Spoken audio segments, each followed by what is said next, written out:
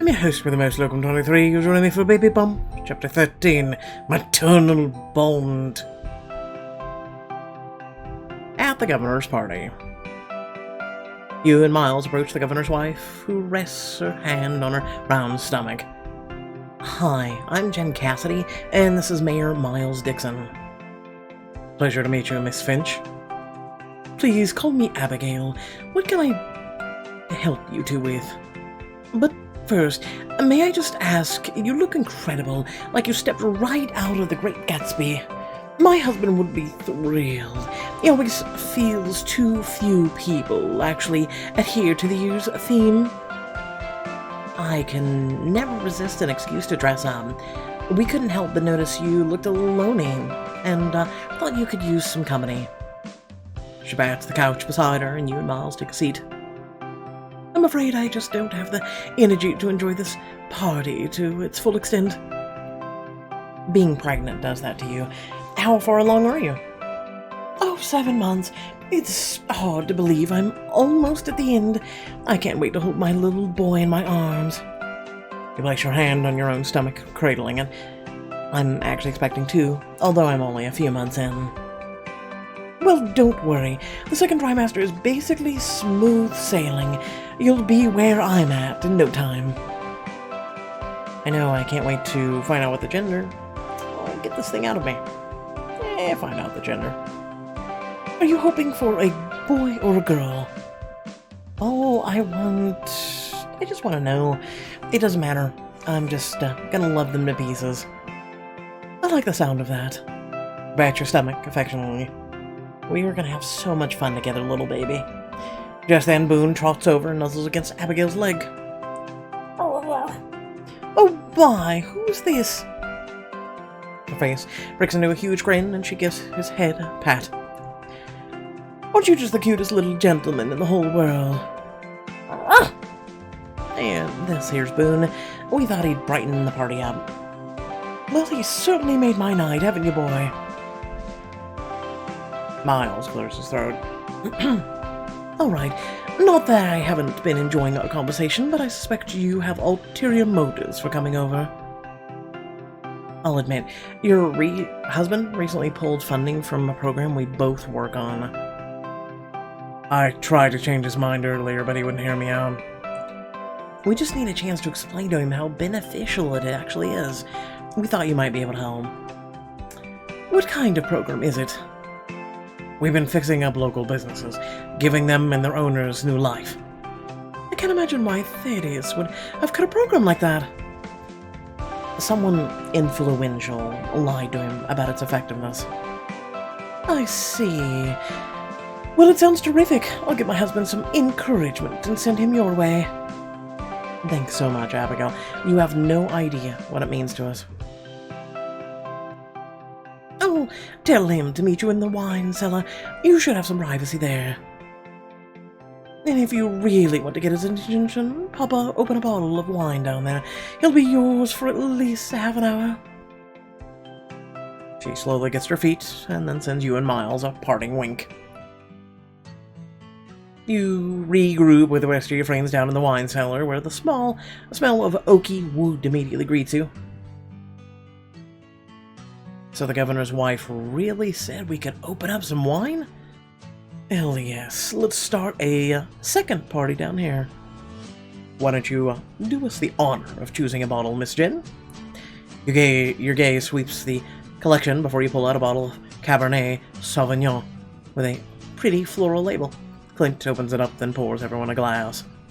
My goodness, that's incredible. Pretty damn good. Boone sniffs at the glass of wine in Miles' hand, tilting his head to the side. No, Boone, this isn't for dogs. I wish I could have a taste. You're not really missing much. I mean, I like it, but honestly, all wine tastes the same to me. You're a fashion designer with perfect taste. How can you not know about wine? What can I say? I'm uncultured. Is that a deal breaker? Maybe. A discerning palate is a big deal to me. In order, it goes charm, looks, and then wine knowledge. But you've got the first 2 in spades. Just everything about you two is so cute. Clint lifts the bottle of wine and examines it. This is a 1990 vintage. It was a good year for wine. No wonder it's got such a depth to flavor. I wonder what it's worth. It's a 1990. It's only 30 years old. It's amusing. Like, come on. Well, you know, I remember when people used to talk about the 60s and 70s of wine. You casually look up at the price of the bottle on your phone and your mouth falls open. Holy crap, this is a $2,000 bottle of wine. We're really living it now. Drink up, everyone. Time to live like queens and kings. Does it still taste like other wine, Elijah? I stand by my initial read, except now I'd say this is a tad overpriced. Just then, you hear footsteps, and the governor descends down the stairs. Miles leans over to you. Remember, we're trying to get him on our side. No, really. Impress the governor to convince him to reverse his decision. Sounds like the beginnings of a party happening down here. Is that Eagle's Nest Vineyard 1990 Reserve Cabernet for Sauvignon?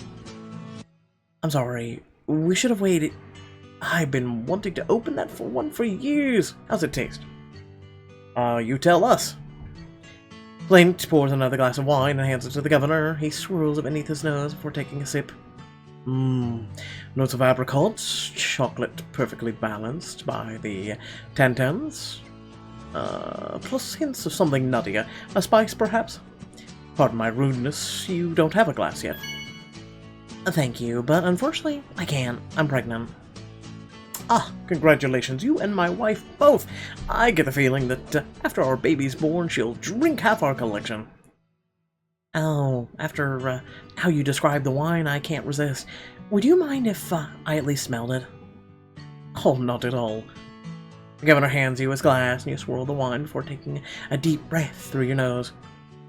It smells like cinnamon. That's the only thing that could be giving it that nuttiness. Ah, you have an excellent sense of smell. Even I didn't pick up on that. Yeah, you did say something spicy. Or of spice. Well, increased sense of smell. Just one of the many perks of pregnancy. Yeah. Wine snobs unite. Can we cut the nonsense and make this a real party?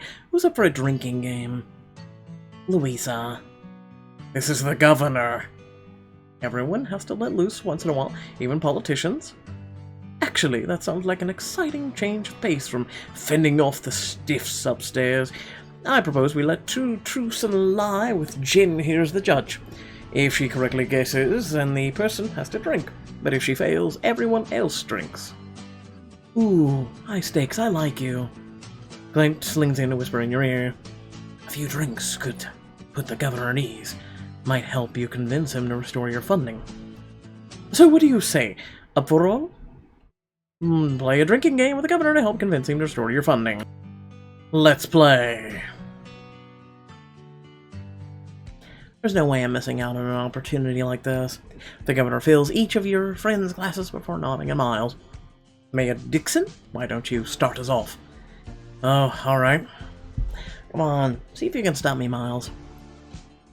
Oh, this is already worth it if I get to find out more about our elusive mayor. Miles clears his throat to meet your gaze, his expression carefully guarded.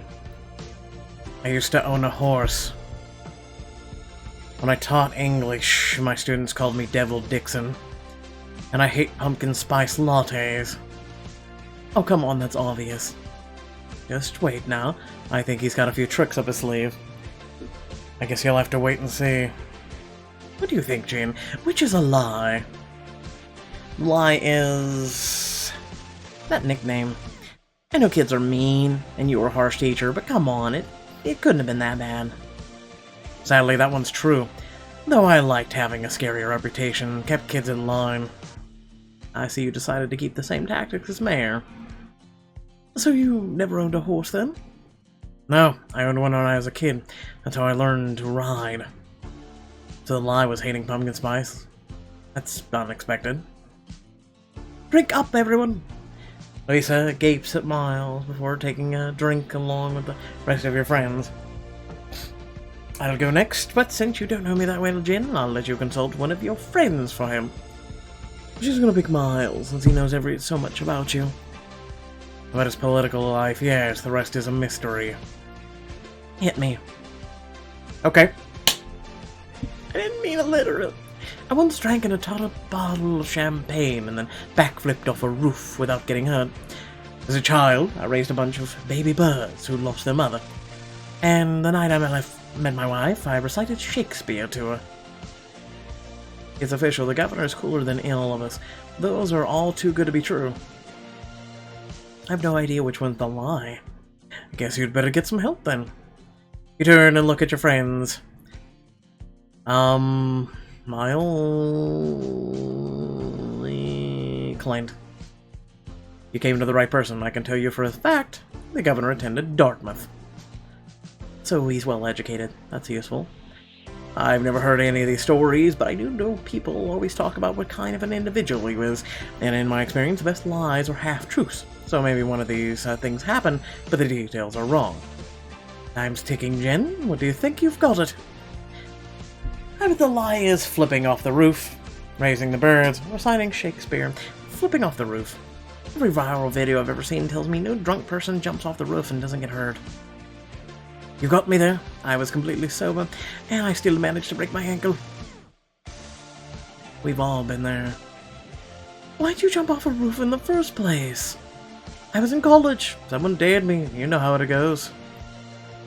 That's a big win for me and a big drink for you.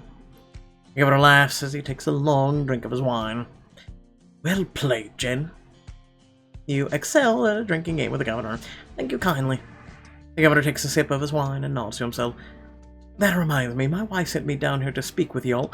It seems you've been making the round this evening. The governor laughs as he spots Boone, whose tail wags eagerly. The bloodhound has his very own suit. Governor Finch, meet Boone, the most dapper dog in Gracetown. The governor kneels down beside him and vigorously rubs his head. We thought the other partygoers would enjoy having him around. I can see why. Seeing him has pretty much made my evening. He has that effect on people. And I may just say, you look absolutely stunning, Miss Cassidy. It's like you walked right out of the 20s. I figured I should dress to the occasion, but Elijah's the one with the real fashion sense. I simply picked out the clothes. She's the one who wears them so well. I heard you beat my nephew at poker rather handedly, too. I just had a couple of lucky hands, and he's not good at poker. I was glad to hear it. Frankly, he could use more life lessons. Lord knows my brother's not going to teach him anything. The governor swirls his glass of wine and looks at you pointedly. And I might also have heard that you threw a drink at some woman. I have a perfectly good explanation for that. The business is between you, the two of you. Though I'm sure she deserved it. Let's just say it wasn't unwarranted. I must say, I was quite impressed to hear how many people have supported you, Miss Cassidy, especially after all the rumors. You were kind enough to host us. It would have been terribly rude to upset your guests. To be honest, it's part of the reason I came down here, to see what all the happy fuss was about. We wanted to talk to you about restoring the funding to Gracetown's business aid program. I know Mr. Dixon and I spoke earlier, but I'm willing to give you a second chance to change my mind. Louisa, Elijah, I say we leave the political discussion to these fine folks here. Fine, but I'm taking the swine with us. As your friends move to the other side of the room, Miles whispers under his breath to you. Remember, try to make us look good, and don't say anything that might give credit to Cassandra.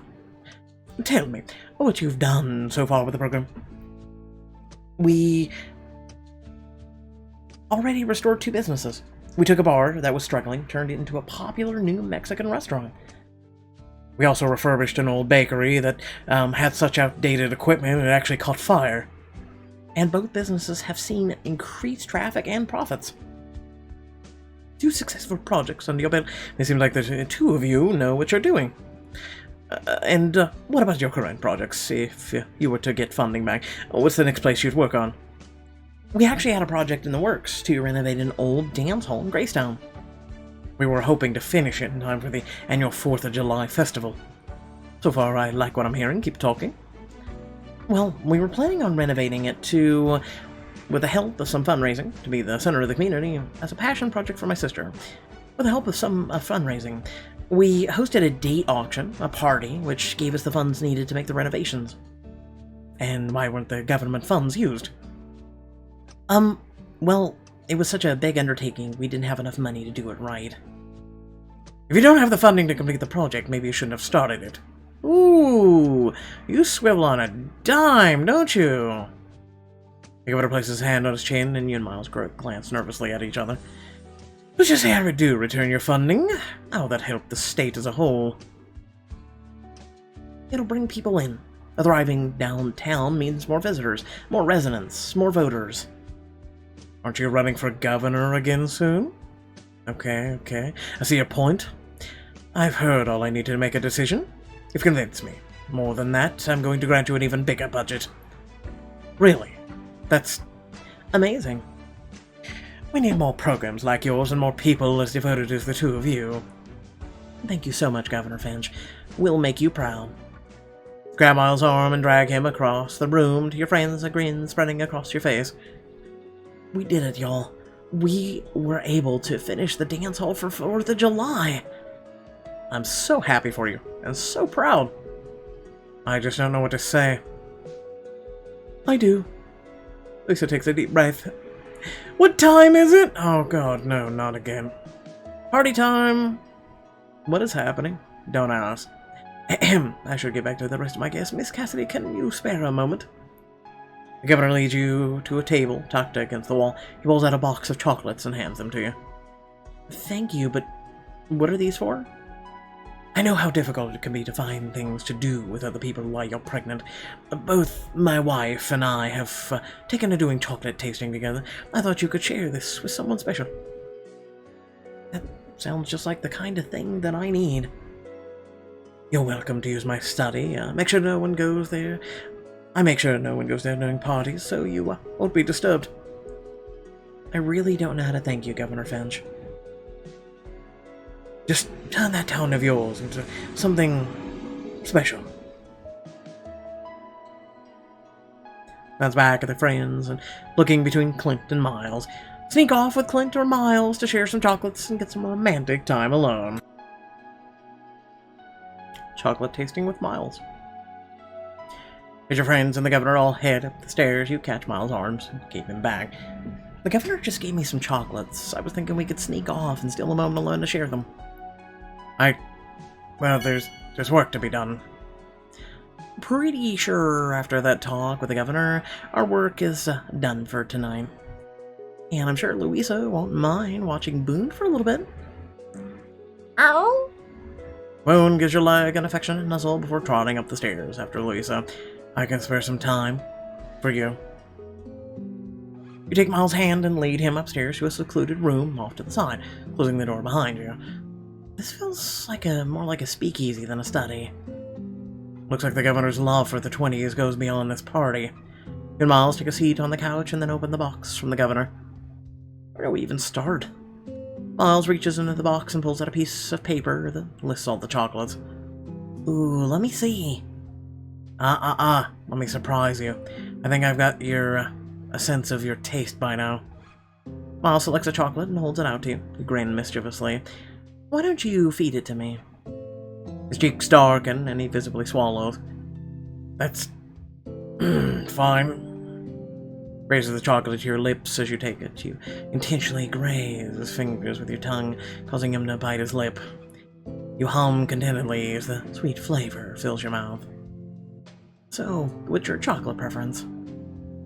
Dark chocolate with almond. Ooh, I like you even more, dude! You take an almond cluster from the box and hold it up to Miles. He leans in slowly to take it into his mouth. He nips playfully at your knuckle and soothes the spot with a lick. Your breath hitches in your throat. You're the worst. Just playing the game. As he finishes the chocolate, he places a gentle kiss to the back of your fingers. You know, it's interesting you like almond clusters. Interesting? What does that somehow add up? I think it means you're reversed, hard-ass, sexy. What? What? Where did this come from? Hard-ass. Reversed. Sexy. Let's try reserved. I saw reversed for some reason. Don't ask. Listen, it's been a long morning. I got some bad news from the docs. You know, it's just... Yeah, let's just go with the reserve. You're understated. You aren't looking to stand out. Are you saying I'm unpopular because I did win an election? More that you aren't a people person, though for the record, I like him quiet and aloof. You wink at him and his face goes red. He clears his throat and glances over at you. My turn. Your favorite chocolate is white because you're a weirdo. Or wait, raspberry cream for a tart. Hey! Maybe a caramel so annoying that you might as well be stuck in everyone's teeth. Miles grins and gives your arm a playful slap. You're messing with me. It's hardly my fault you're trying this easy to tease. Maybe this will shut you up. You lean over and press your lips to his eyes go wide before he melts against you. You run your tongue over his lower lip before catching it between your teeth. He pants quietly for breath and you grin. Speechless. You'll have to try a lot harder than... You cut him off, crashing your lips together once more. Your fingers run through his hair, begging him closer. His hands cradle your hips, his fleeting touch electric against you. He builds in your body as you deepen the kiss. You were saying? You kiss along his jawline, teasing his skull till his breath catches in his throat. You move down to his pulse point, feeling it quicken against your lips. You graze your teeth over the tender skin of his neck, and he groans, his eyes shutting from pleasure. Jen, you're so... damn. Keep complimenting me like that, and I might just reward you. Your lips brush his cheek affectionately, and he strokes a thumb over your hip bone before sliding his hands down your lower back. Two can play that game, you know. His lips find your neck, peppering feather-light kisses over your skin that leave you aching for more. His tongue sweeps across your collarbone, his breath hot against your skin. Your whole body shudders and you clutch your shoulders. Okay, you're definitely making your point. Enough teasing. He smirks up at you and you drag him into another kiss. Your body is pressed so close you can feel his heartbeat against your chest. Then again, just as you slip your hands beneath the shirt, feeling along his smooth stomach, a voice reaches your ears. Okay, I'm going to suspect they ditched the party already. I believe that's our cue to get going. Sounds like they're getting ready to leave. Good. I don't want to mingle anymore. Stand tucking the box of chocolates beneath your arm. At least if we take these with us, we can steal another moment to share. Miles glances over at you and offers you a soft smile. Honestly, you were the best part of this whole night. Reaches over and takes your hand before leading you out of the study. You and your friend step outside, leaving the governor's mansion behind. You cover your mouth as you yawn. I'm so tired, it feels like we were in there for weeks. The night is still young. We can't be done yet. I'm starving. His little finger stacks. Hortivores. Whatever you call them. They weren't filling at all. We could always pick up something on our way home, and I'm not ashamed to say I could go for a greasy burger and fries. It's been a while since I had one of those. Joffrey's idea of fast food is cooking something in under an hour. Having someone always around to make you food must be so hard. I'm not complaining, but sometimes you just want some cheap fried chicken or an overly sweet milkshake. My stomach is rumbling just thinking about it. Okay, now we have to go. Okay, everybody, let's go to Burger King. No, not McDermott's. God damn it, this is not food. Their burgers are crap. A short ride later, you step into a nearby empty chain restaurant. Mama is so ready for french fries. You all order and then find a seat at one of the booths. Miles and Louisa dig into the hamburgers while Clint looks skeptically at an apple pie. In what way is this anything like an apple pie? It's rectangular. It's what's inside. It's okay. Shh. Just try it, trust me. Clint takes a bite of the apple pie and hums happily. It might not be homemade, but for $1, that's more than alright. You know, this might be our last break for a while. The next few weeks are going to be all about getting the dance hall ready for the 4th of July. I'm just glad we get to do it at all. And you'll have my help. Ours too. In that case, I propose a toast. Grab your cup and raise it in the air. To our friendship. We never would have gotten this far without each other. Best team ever. You all hit your cups together and then take a drink out of the straw, slurping loudly. Oh, isn't that cute? You go to the fast food patch to your baby blanket and you've collected 12 out of 16. Just then your phone buzzes in your pocket, you pull it out to find a message from the baby baskets! Congratulations, your baby is officially 18 weeks old! Has it already been that long? It feels like I just moved to Gracetown yesterday. Phone buzzes again. At 18 weeks, your baby is the size of a pear. Pear-sized, it's too real. Our baby's getting so big. A pear?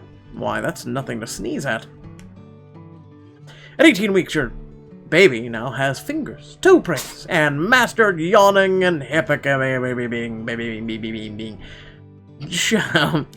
Your little one's ears have also finished developing, so they officially hear your voice.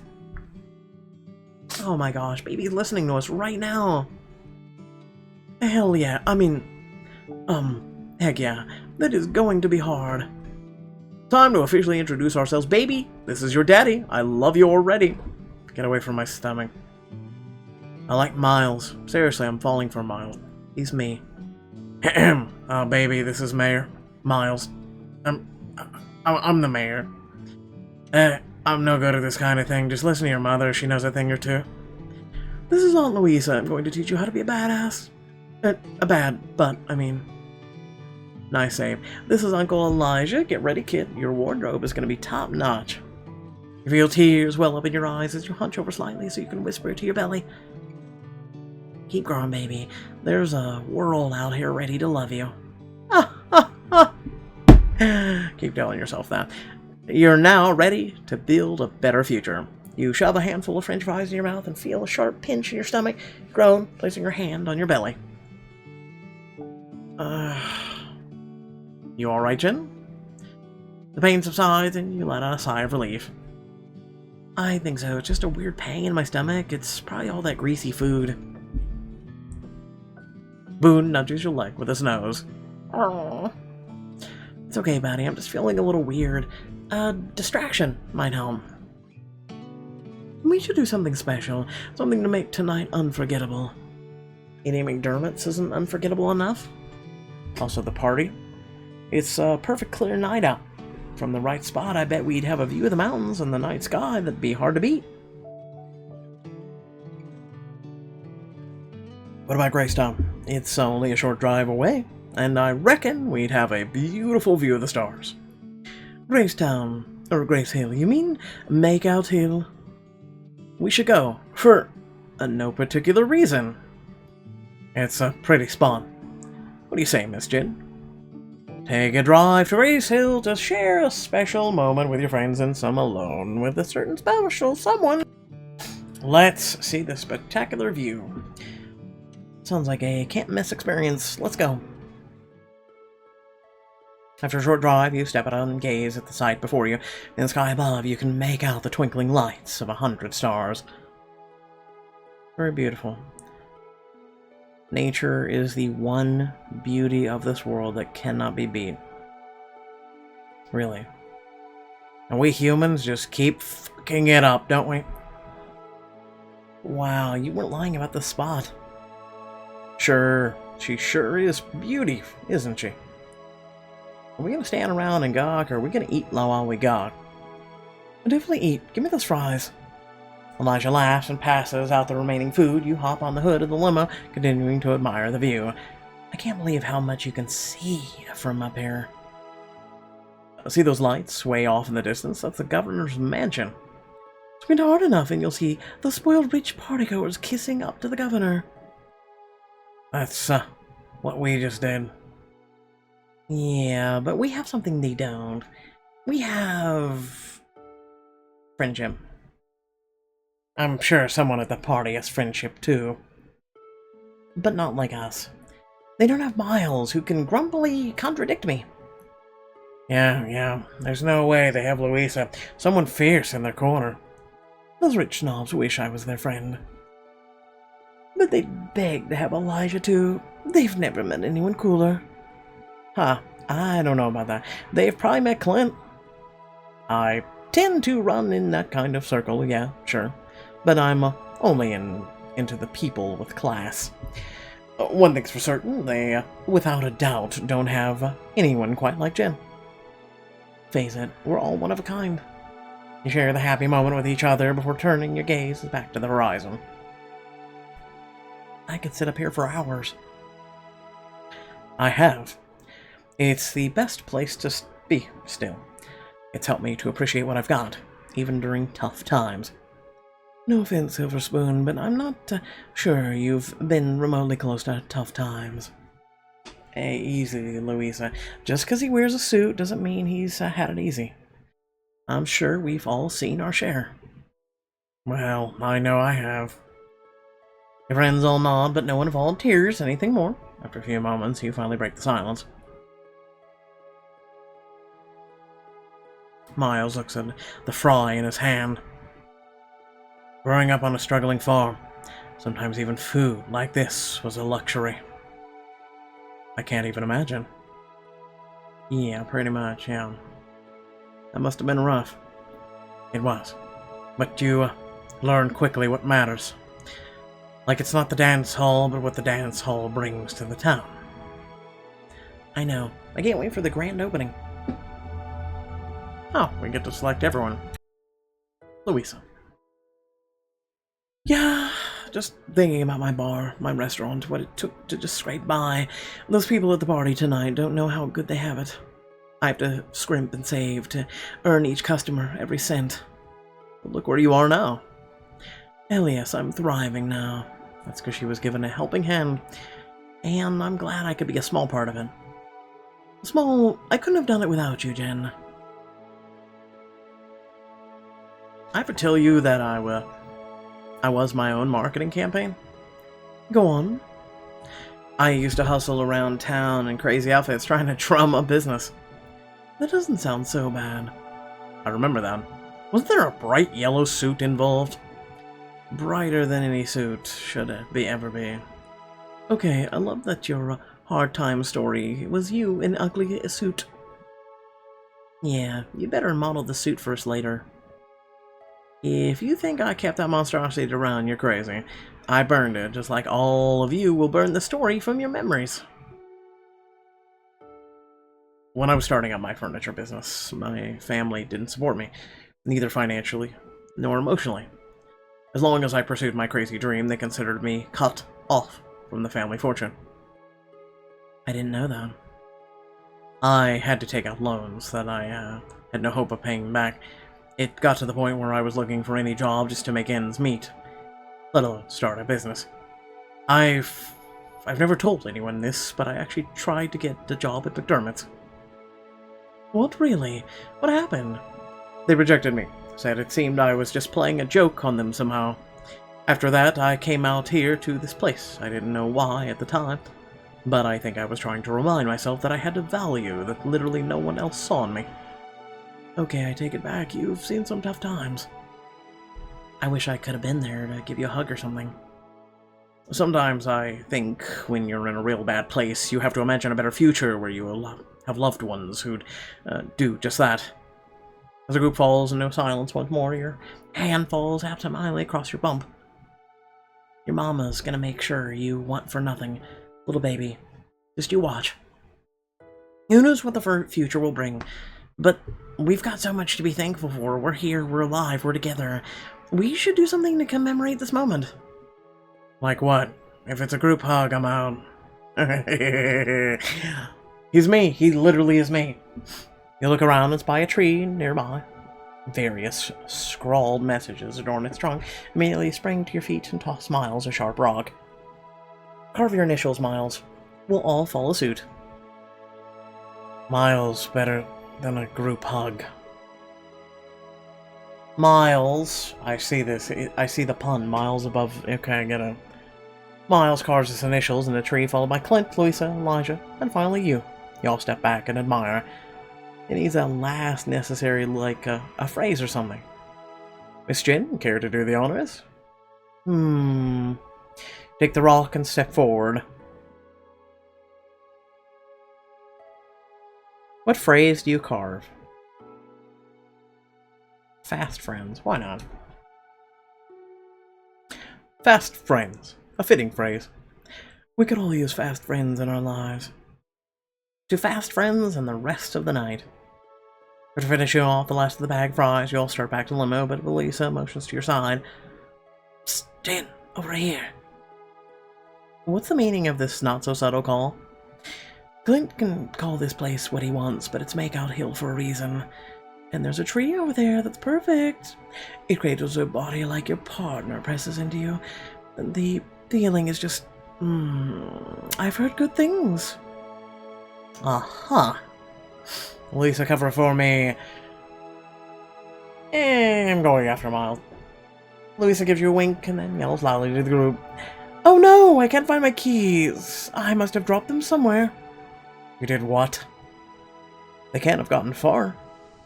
As everyone splits up to search the so-called missing keys, you pull Miles behind a large tree nearby. Maybe her keys are somewhere over here. I don't think Louisa was even over... You press your lips to his. Here. Doesn't mean we can't look. He smirks, then presses a kiss to your neck, his breath hot against your skin. Now keys here, let me try harder.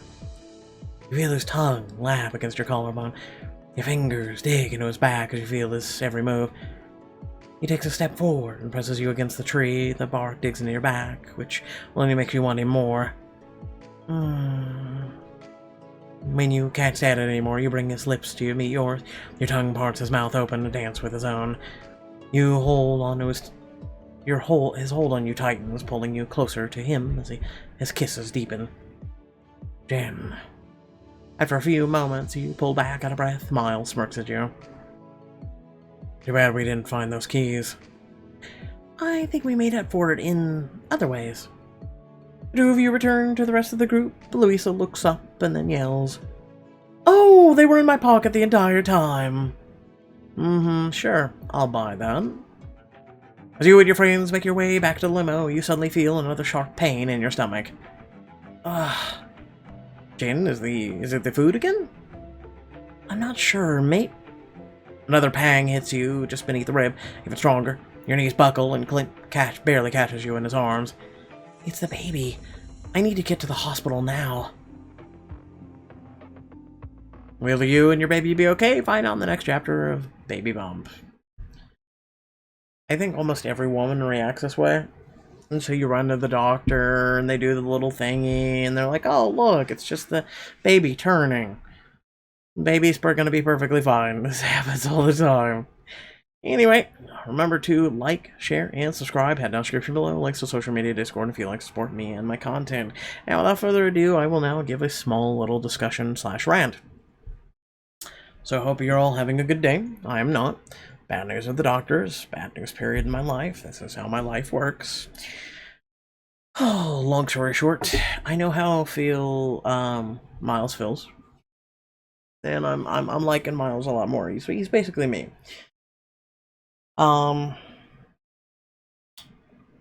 However, I definitely know how Clint feels. Basically, this whole YouTube thing was completely shunned by the only family member that I really have left, and completely put down. I had not just no emotional or any support whatsoever, but also I was degraded, put down, etc., and I still am to this day by them, because I have not, and I quote, made it big yet, and never will. So with that being said, I want to thank each and every one of you for being a part of this community and this channel. It would mean a lot to me if we could continue to grow. So please, I ask this because I try and be positive. I try and do something that no one else really does on YouTube, as well as really any platform. Doing the voices, doing the reading, and things like that. you know, it would be greatly appreciated if you would just share and try and grow this community. I do a lot of other content as well, a lot of other games. And I do as much as I can before I can't anymore. So, without further ado, once again, thank you for watching, and I'll catch you on the next video. Hopefully, if you like, you can stop by my Twitch tonight. I'll be streaming. Peace out.